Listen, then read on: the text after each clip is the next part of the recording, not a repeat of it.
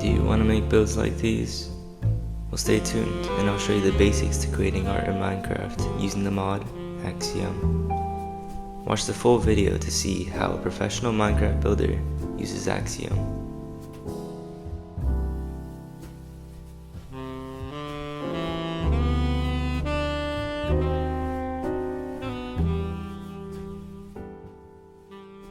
Build better using Axiom. First thing you want to do when you're using Axiom is set your keybinds. So I'll just show you what I have on mine. Scroll all the way down until you see Axiom. What you want to do is set your builder tool and your context menu. These are going to be the two main tools you'll be using like in-game as you're building. And you can set some keybinds for these after you've like kind of gotten accustomed to it. You could just copy mine if you want. So that builder tool slot is going to give you access to that 10th slot. You have a bunch of like options for, I don't know how to scroll through it except by clicking the button another time. So I'll just go through each of the functions. This one's moved. You left click to set the first point, right click to set the second. It's similar to World Edit where it would select in a cube or like a square shape. So let's say I put my second point here. Anything in this box is going to be selected. And you can use your scroll wheel to move it in the direction that you want. Just look where that arrow is pointing and it'll move in that direction. Right click to confirm that selection, or confirm the move, and there you go. You could do clone. I just access this tool by clicking on the builder tool button again to cycle through it. And this is essentially the same thing as move, except it keeps the initial blocks that you selected instead of just taking it all and moving it. You right click to confirm it, and you can do this several times. If you want to make like a bunch of copies and easily just paste it around, you can move it. Stack, I think you know what this does. Just stacks objects. It'll go through objects, but it won't stack air. Smear, same thing as stack, except it won't go through air, and you could move it on different axes. I've seen someone use this for structure building, where they make like arches or something like this, which is pretty cool. And then they like clone it. And with clone, you can also flip. So Control F at the bottom right, as you could see, you could flip. You could also rotate with Control R. So let's say you're trying to make like a 4-way type of crossing. It's pretty shit, but you get the idea. Let's move on to extrude. So extrude, you see one face, it has to be the exact same block. It won't work if there's like, let's say you got like spruce logs in the mix. It'll only extrude the block that is being like selected with this. So like if you hover over the grass block and then right click to expand, all the grass blocks will come out on this face. If you right click this, all the spruce logs will come out. Same thing with left click, except it shrinks it. It's pretty self-explanatory, just as it says. So it'll just reduce the blocks on that face. And then I could do like a sphere of this. Wait, just to better explain it. So like, let's say you have a few sections, and let's say you want to cut out only half of this second layer, this one that I'm like placing blocks on. You could just break the top and bottom blocks that connects these two and shrink one side. And if you want to bring the side out now, you can, and it'll come out like that. So it's pretty useful for making shapes and connecting sections. Like let's say you wanted to make this a little bit longer, like vertically, just stretch it out. You could / move this, like let's say 5 blocks, and then just extrude the remainder, and there you go. Now it's longer, kind of more like an egg shape. Erase tool, it doesn't work on MacBook. I think you can erase using any tool that has a selection mode, so like move, clone, and once you press delete, it'll delete whatever's in the selection. But like I said, it doesn't work in MacBook. Place Symmetry. This is the Symmetry tool. You can place it on any crossing of blocks. I don't know if you can place it in the middle of the block. Oh, you can. It's similar to the revolve command, except it functions as you're building. I'm not exactly sure if it works with World Edit, but I know it functions when you're like placing blocks. As you see in the middle, it says Control F for flip. So when I build on this side, it'll build on that. And you can do that facing both ways. Just make sure you're pressing it in the direction that you're facing. And to toggle, it's the same thing. Just press it in the same direction. Works like that. Oh shoot, let me fix that. And then rotate, which is Control R. It's the same thing, just it'll rotate it instead of flipping on all sides. I just prefer to use the flip thing just because it's more consistent, I'd say. The main tools you're gonna need to use, I'd say, is smear, extrude. Oh fuck, don't use extrude on a big section like this, or like any tool for that matter, because it could crash your computer. I'm lucky it didn't crash mine. But move, smear, and extrude, those three tools out of the builder tool. And then the next thing that you want to look at is the context menu. So I have it set to apostrophe. Wait, no. What is mine set to? I had my builder tool selected, so when I use the context menu, it just shows these things. So yeah, copy errors off from default. You can have it on if you want, but it's just better off. Keep existing. If you paste over something, it'll like keep whatever's already there and just paste onto error. So it's like a Gmask error. Anyway, I'd say the main things to focus on when you're building, but like the most useful ones, is infinite reach, tinker, and no updates. Fast place and bulldozer can mess with your loft. So like if you're using a paper loft, which Axiom has a loft function, so you shouldn't really even be using that in the first place. But bulldozer, infinite reach, and fast place, if you have those toggled while you're using loft, it'll mess up your like points. So just toggle those off if you are going to use it. Otherwise, you can just keep all these on for the most part. No clip is pretty handy just because, let's say, yeah, it's just no clip, but it's better because you don't have to get set to spectator mode every time.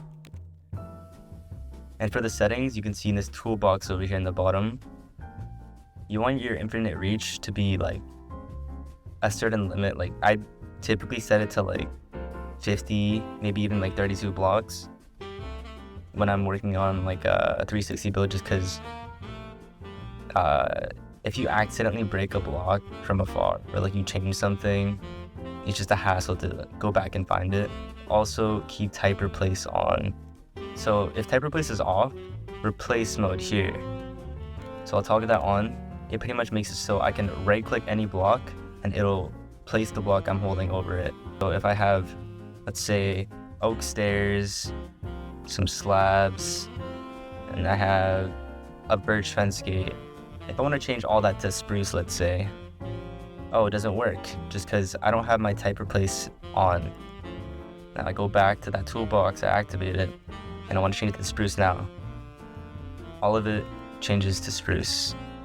That's probably one of the more useful things you're going to be using. So now that you've learned about those tools, you can now toggle these things using keybinds. So I have my replace mode, no clip, and infinite reach set. It's kind of self-explanatory. Like if I want to toggle that off, I just do that and do my business from close. Because there's some things that don't really work with infinite reach toggled on, but you'll just stumble upon them as you go. But most things do work. No clip, if I like want to get close to blocks and not go through them, self-explanatory. And replace mode, I have that for the grave thing under your escape button. I use it to color a lot of the time, and that's why I use this solely like one block for placeholders. But now I'm gonna show you a bunch of tools and how I made these, like this arm. So first thing you want to do if you're trying to make an arm, path tool. Path tool is one of the most useful tools when it comes to organics. You select it right here. It's the little pen looking thing. I don't even know what that's called, like an old looking pen. And to make these spikes for like any length, you just right click. These arrows, you can move it using these squares. It'll only move on that plane.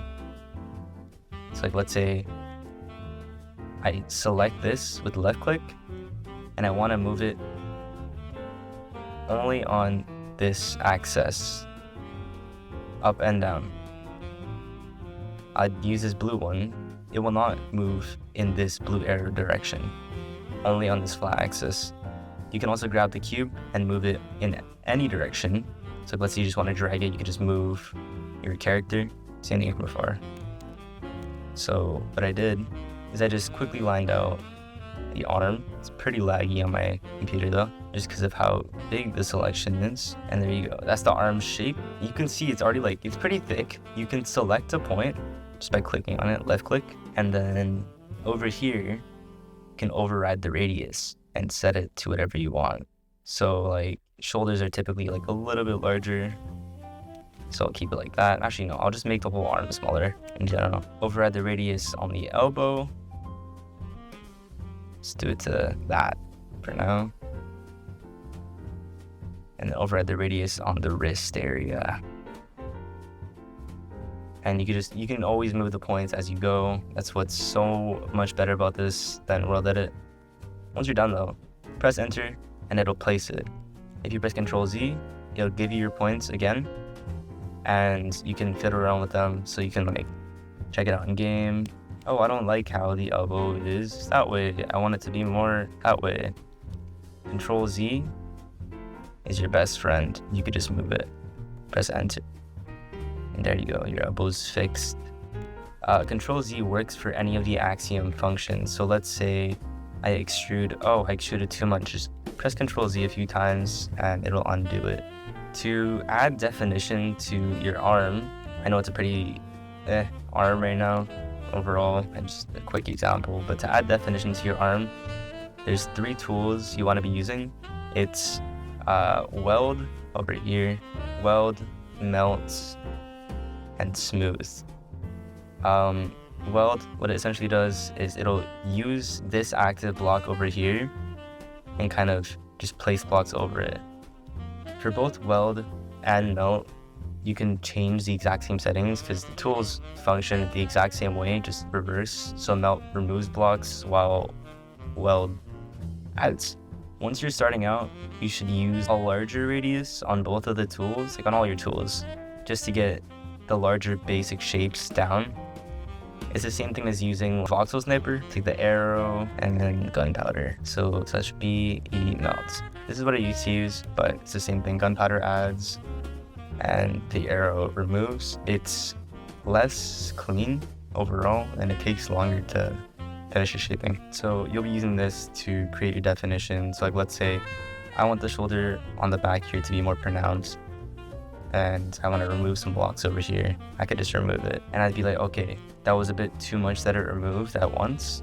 I can either change by radius, which will remove in a smaller offset, or lower your strength. Boom. Now it takes out a shallower divot of blocks. I like to just go around my build and just remove sections that I feel like are too chunky or unnecessary and just kind of create that arm shape. So like, and then let's say like, oh shoot, I want to add some blocks here because it's getting kind of thin.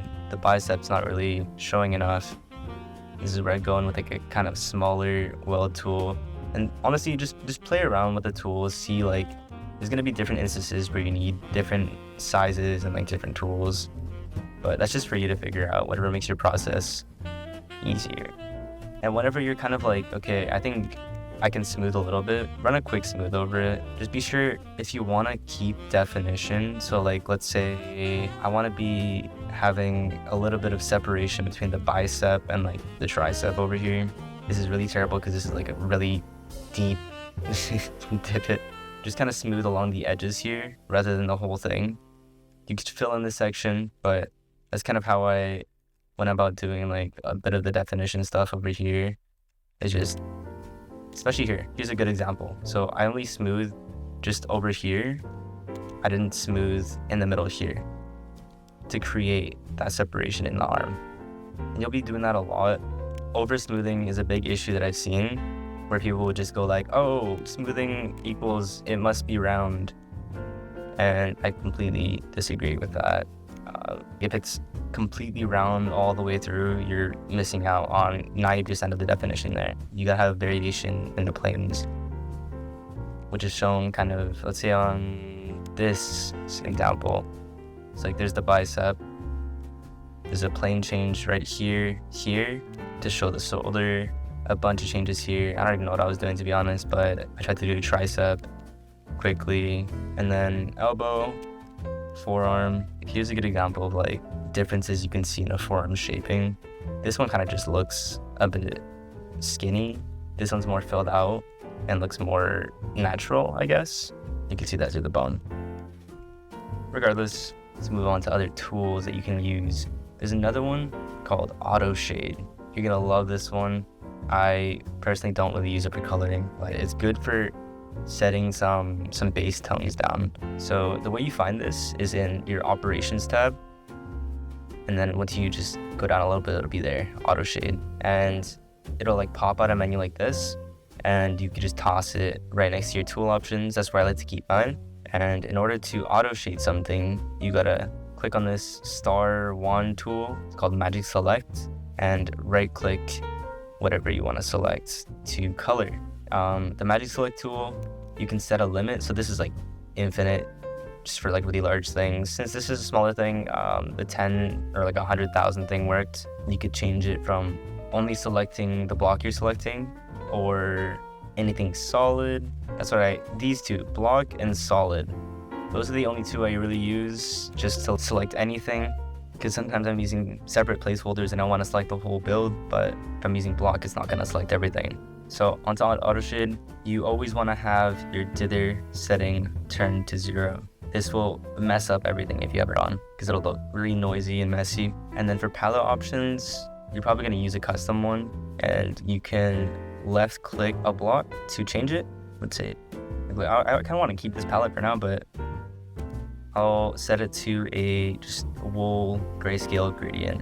So you could set different percentages as to like how much of that block you would want used in the build. I'm gonna keep it pretty even because that works better most of the time if you want like a even lighting. And this minus thing over here you can use to remove blocks. This plus you can add blocks. Self-explanatory. Auto shade works from your player's position.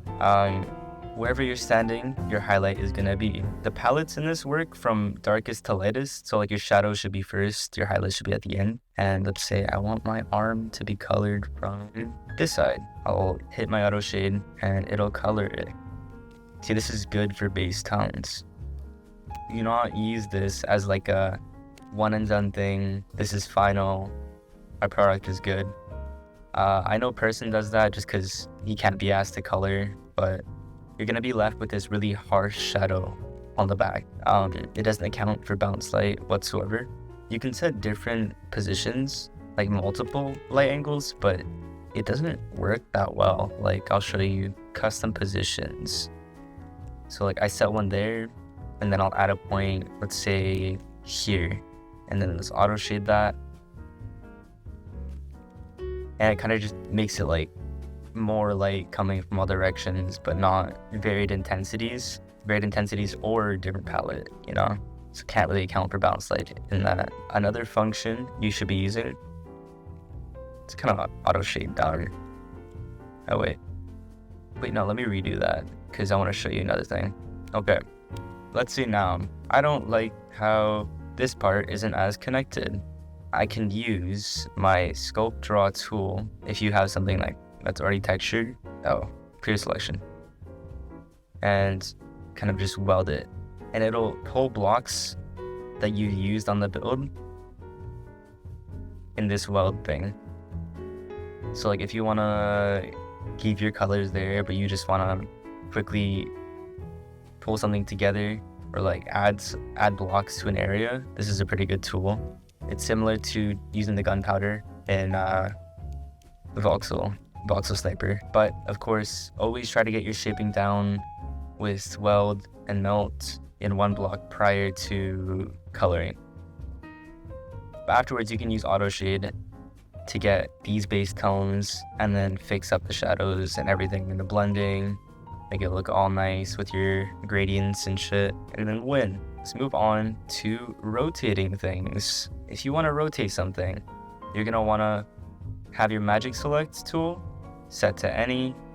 You limit your range, whatever. Range is pretty much how many blocks it'll like reach. So let's say I have like a dirt block here or a grass block here. It's just kind of floating there, and I'm like, okay, I want to select this. It won't select this dirt patch because my range is too low. So if I set this up, it'll select it now. And the range is pretty much the distance between the block you're selecting and other blocks in the area. I've selected that. I'm gonna press M to undo that tool because my range is so high. Now I can rotate by pressing Control X to cut it. I can also move it like this. And you can rotate it on 90-degree angles initially. Now let's say you want to rotate it on a different angle because you didn't like the way it was initially. You're gonna see this selection thing here, unlock rotation. Just click on that. It'll pop up a menu that says like, oh, it's gonna be all lossy and whatever, just accept it. Lossy is pretty much just like telling you it's not gonna be smooth properly. As you could see, it's pretty bleh. This gives you a better viewpoint, kind of what you're rotating and what you're about to paste down. It's like, okay, now my arm like the guy's falling or some shit. You could just run a quick smooth over this with the smooth tool. I could probably turn that up. And wow, amazing. Now this is where I'd say like, you probably shouldn't rotate a colored object. It just makes your life way harder. Rotate everything and get everything ready before even coloring or detailing, because it's a pain in the ass to make fixes to that kind of thing. Boom. Now, here's where I would smooth and make things look all pretty, because you want your build to look pretty. Very nice. I don't really like that anyway, but you get the gist. Rotates really nice and useful, especially for faces. So let's say you want a rotated head. Select your head asset that is pointing straight. This head asset isn't really anatomically correct, but I use it in Kibo. Boom. You want her to tilt her head a little bit to the side and a little bit forward to give that scary look. Boom. There you go. And now you can just smooth it from here. Rotating like this is way better than rotating like with World Edit, just because you could see the preview. I think you can see it in game as well. Like if you get out of this menu, yeah. So you can just see it floating and see it from all angles. So after you rotate it, say I just want like that, yeah. Little head tilt to the side. See if it fits with my body. And if it doesn't, let's see it. Oh, it's too small actually. I could go to the rotate scale section. And then right here, this tab, Rot Sprite Quality. I'll click on that and click on Nearest Neighbor. This is gonna give you the same kind of functions as World Edit when it comes to scaling. So like I want it a little bit bigger. I'm gonna control click each of these scale things and set it to like 1.15 because I don't want it that much bigger. I just want it a little bit bigger. And I can just copy that and paste it on the others. So once they're all set to the same value, I will press scale and then I can check again. Is that the right size that I want? If it is, just press enter and then you can smooth it. Or like if you don't want to paste it on your body, for example, you just move it to the side. I'm gonna just show you like this kind of thing. So Tinker is just debug, where you can click on anything. And it's very useful. Click on the top of fence gates to cycle them in wall or not. Move tool. Let's say I don't like how that eye is too close or like too far from the outside. I just select this area. Oh no, this area is not selected. press H on something that is like on this level or like this axis, and it'll extend to here, and now I could just move that any way I want. So like I said, it was too close. I moved it out. Now she looks like an alien. Screw that. I think it was good. That kind of thing. Play around with these tools. I think it'll be pretty helpful. There's a couple others I'll go over. There's painter tool. You can just middle click a block if you want to set it as your active block, same as just vanilla Minecraft controls. You can select a shape for what you want to paint. So like I want to paint in a cylinder. It'll just paint in a cylinder. Like literally, it's that easy. I like to use like either a small cube with the radius of 1 or a sphere. I don't know what other people use, that's just what I do. And you can fill in sections. And once you have your larger sections down, you can either just go in with the painter tool and just go ham on like blending. I think that's like your best option. And then afterwards you go in kind of manually with the replace tool and just go in and like start texturing smaller changes and like smaller blending aspects, so you can get the colors that you like. Like, oh, let's add a warm tone. God knows why, bro. There you go. Replace tool, your best friend. Stairs. Oh my god, I don't like that. I'll use birch. Replace tool. Type replace. Oh my god, I'm about to bust. Let me just scroll through a bit and see what else is useful. Stamp tool. Yes, I think I should go over this just for like competition's sake. I use this in commissions a lot. So when you need to paste assets, you're gonna need to use this. In order to get a blueprint, you pretty much just have to like select something, Control C to copy it, and now it's gonna be up here in your clipboard.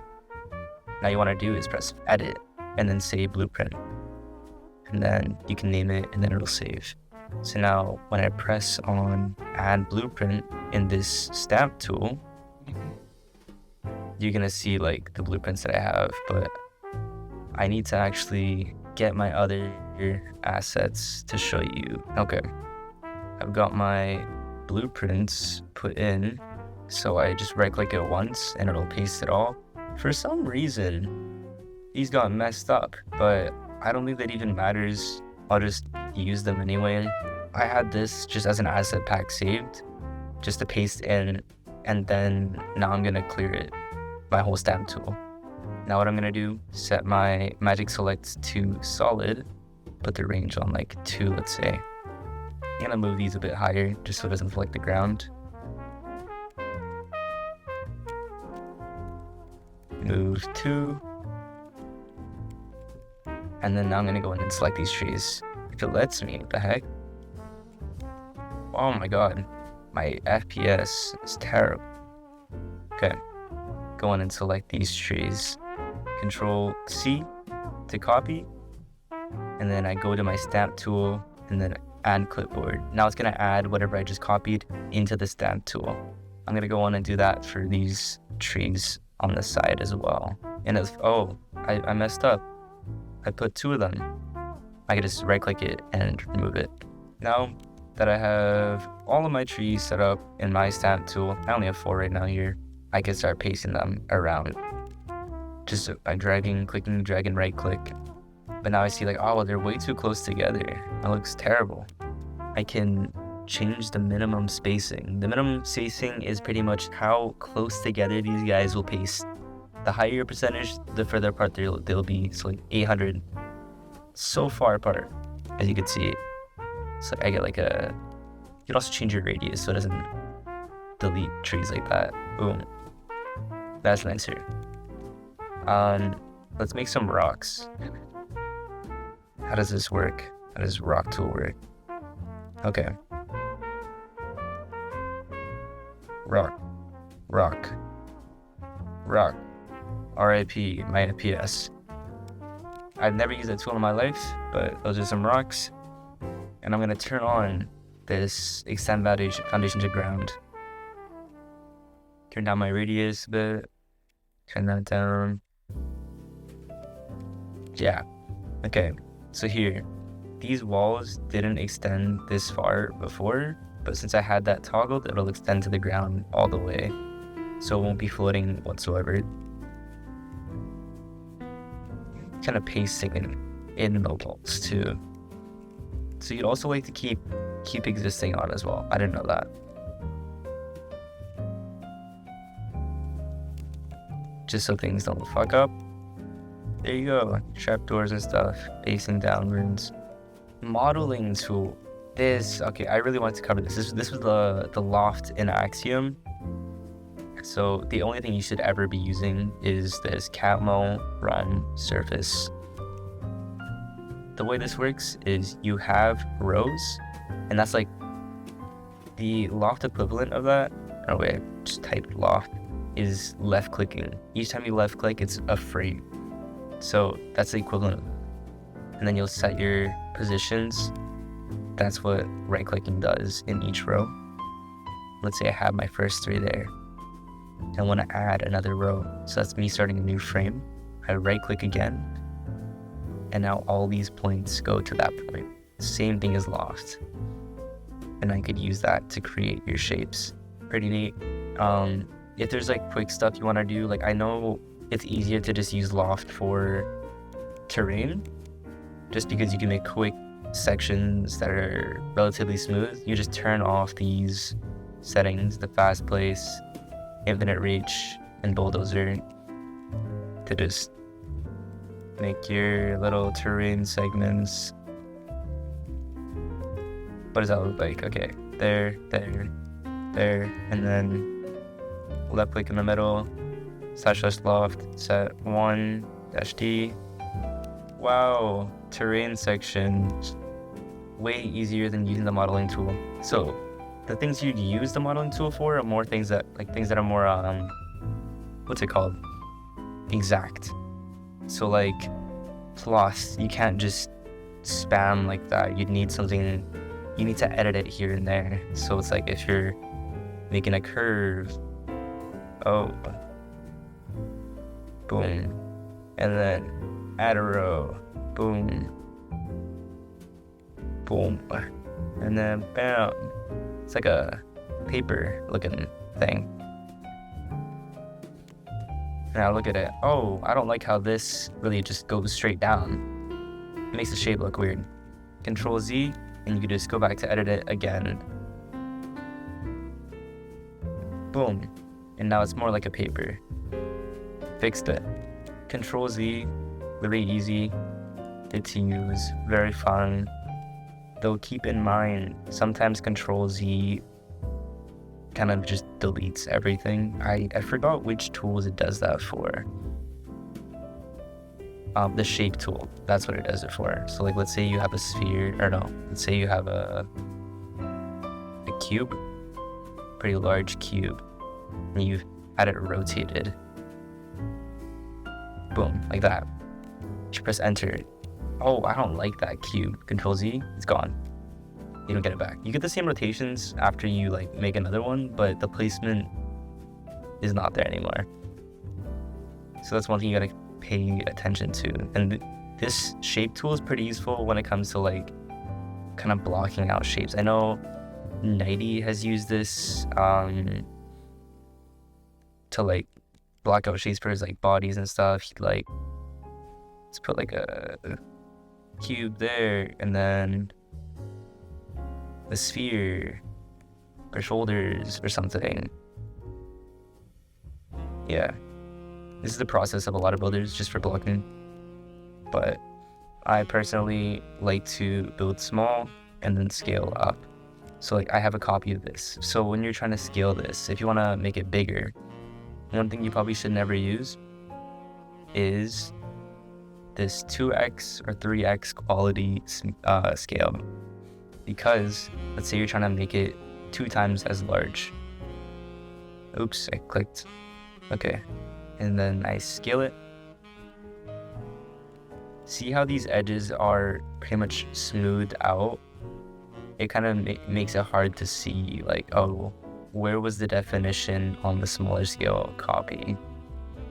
Whereas if you were to take a slightly longer process of scaling just by going to nearest neighbor and putting 2 in all of these, you can see pretty much exactly what you were doing. That's just what's easier for me because I'm used to seeing the blocks and like thinking, oh, this is weird looking, this needs more definition, that kind of thing.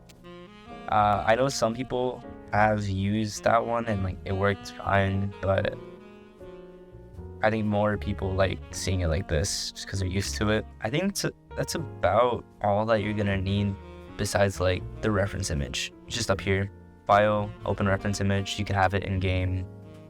I want to have this in my screen. I have it there. This is Magic's build. I could have it show in the game UI. The game UI is pretty much just when you're out of this menu.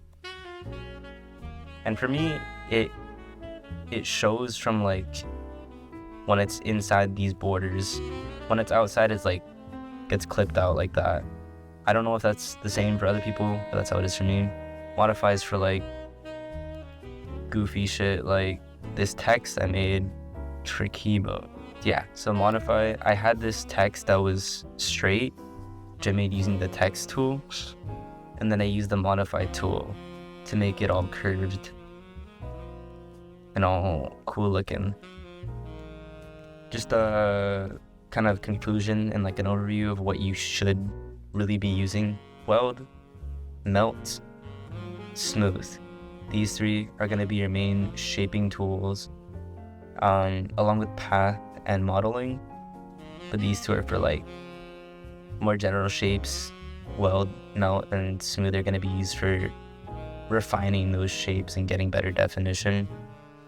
You can use the shape tool along with the path tool to get those like blocked out shapes down, and really pay attention to this menu over here, the context menu and the builder tool slot.